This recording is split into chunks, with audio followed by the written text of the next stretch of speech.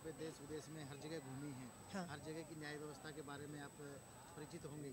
जिस देश का एक वातावरण अभी हमारे यहाँ बना हुआ है, एक दर्दनाक हादसा हुआ दिल्ली में आज से 12 दिन पहले।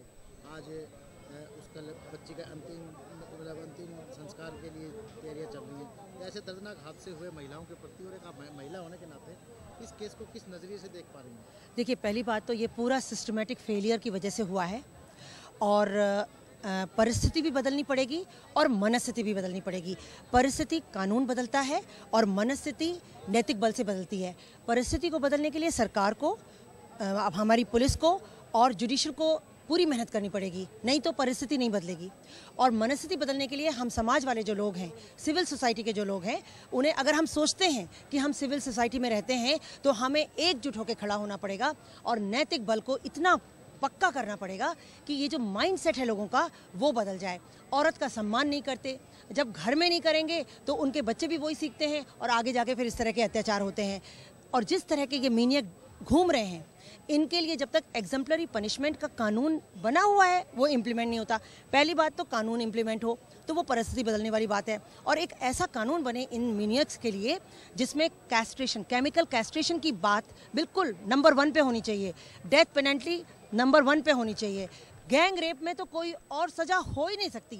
केमिकल कैस्ट्रेशन उन सब रेपिस्ट का होना चाहिए जो कन्विक्ट हो जाएं।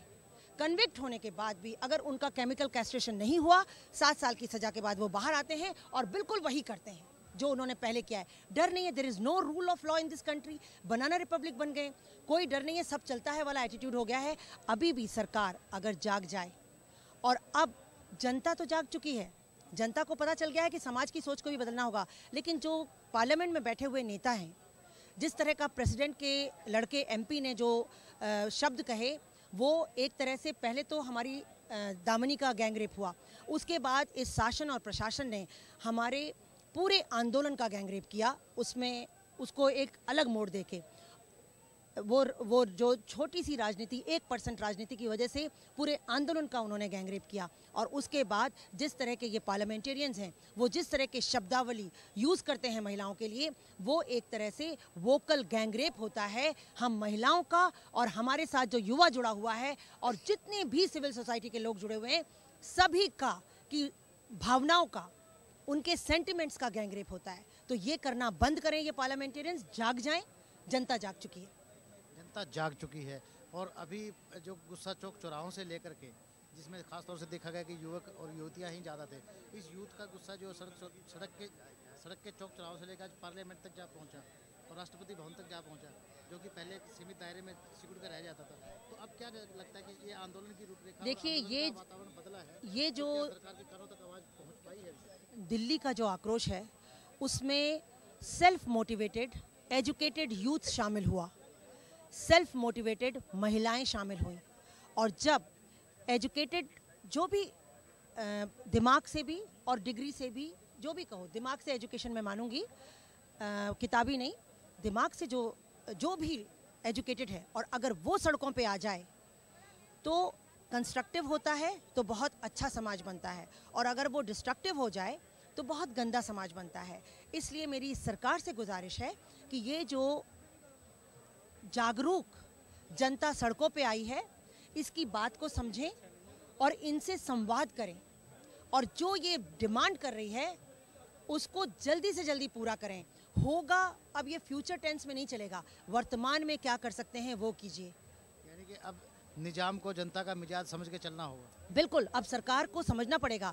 ये जो आपको भी पता है, वहाँ पे सिंगापुर में भेजा गया और डॉक्टर ने भी कह दिया है कि वो पॉलिटिकल एडवाइस थी, मेडिकल एडवाइस नहीं थी। देखिए, जब किसी लड़की के पूरे मल्टीपल ऑर्गन्स फेल हो चुके हों, उसको वेंटिलेटर पे रखा गया हो, तो 10 दिन तक पहले यहाँ पर उसके ऊपर जो भी उपचार करना था किया, और उसके बाद सिर्फ जनता के इस आक्रोश को थोड़ा दबाने के लिए, क्या लगता है कि सरकार ने बरगलाया है इस मामले में?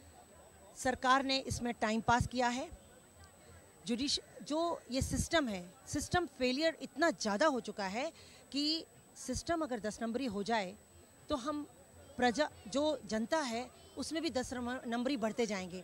और ऐसे लोग पूरे समाज में घूम रहे हैं, और ऐसे लोगों का जब तक केमिकल कैस्ट्रेशन नहीं होगा तब तक हल नहीं निकलेगा। पकड़िए ऐसे लोगों को। खाप पंचायत का ही आप देख लीजिए, उसमें क्या होता है।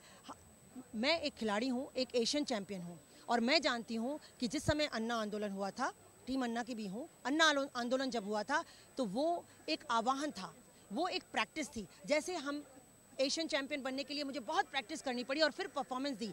आज ये युवा उस आंदोलन की खुशबू से सीख गया कि आवाज़ बुलंद करना है तो सड़कों पर आना होगा, सरकार की अगर नाक दबानी है तो सड़कों पे आना होगा। और वो जनता अब जाग गई है, खुशबू चारों तरफ आंदोलन की फैल चुकी है। आंदोलन का कोई लीडर नहीं है इस टाइम में।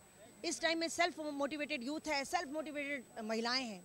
तो इसको अब सरकार को समझ लेना चाहिए। यानी कि युवा अपने खुद एक संज्ञान लेकर ये परफॉर्मेंस है, ये जनता की परफॉर्मेंस है। अब सरकार को, जुडिशरी सिस्टम को, पुलिस को अपनी परफॉर्मेंस दिखानी है। हम जनता, सिविल सोसाइटी अपनी परफॉर्मेंस दिखा चुके। जनता जाग चुकी है और न्याय की तरफ हर तरफ गुहार लगा रही है, तो क्या लगता है कि न्यायिक प्रणाली में जो खामियां हैं उनको दूर कर पाने में सरकार कितना एक अपना सेल्फ कॉन्फिडेंस दिखा रही है? नियत होनी चाहिए।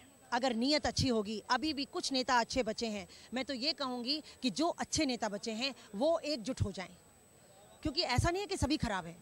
कुछ आरोपी हैं, उनके ऊपर फास्ट ट्रैक लगा दो, और जो अच्छे हैं, जिनकी सोच अच्छी है, वो एकजुट हो जाएं और इस शासन प्रणाली को, प्रशासन प्रणाली को, इस पुलिस सिस्टम को, जुडिशरी सिस्टम को संभाल लें। अच्छा सुनीता मैम, एक थोड़ा सा लास्ट क्वेश्चन आपसे कि जैसे अभी दामिनी केस चल रहा है, इस केस में क्या आप एक अंतिम पिक्चर क्या सामने? देखिए, अब जो दामिनी के साथ जो हुआ बहुत बुरा हुआ।